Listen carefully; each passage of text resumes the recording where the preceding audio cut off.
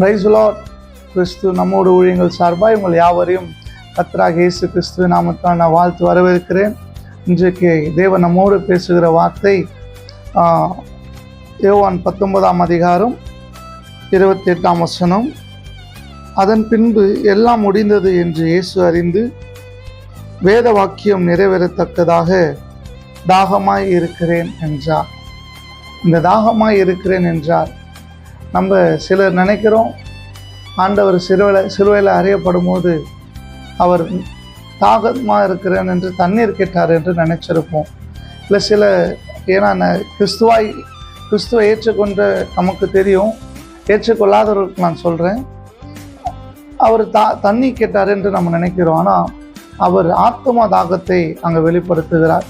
இத்தனை ஜனங்கள், இத்தனை மக்கள் இருக்கிறாங்களே, அந்த ஆத்தும தாகத்தை ஆண்டவர் அங்கே வெளிப்படுத்துகிறார்.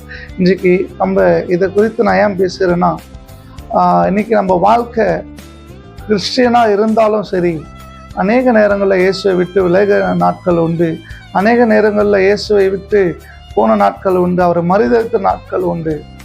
ஆண்டவர் நம்மளுடைய ஆத்மாவை குறித்ததான ஒரு தாகத்தோடு இருக்கிறார்.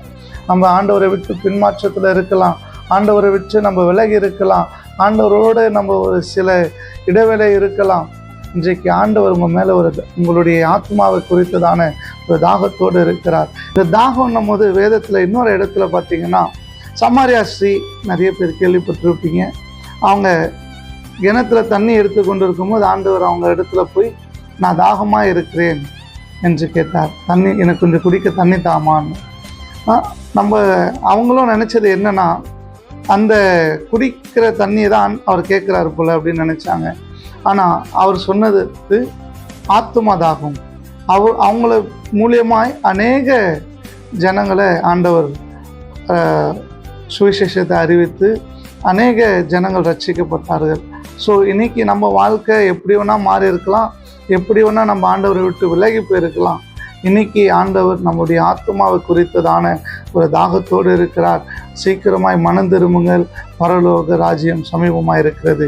கர்த்தர் உங்களை ஆசீர்வதிப்பாராக. ஆமென்.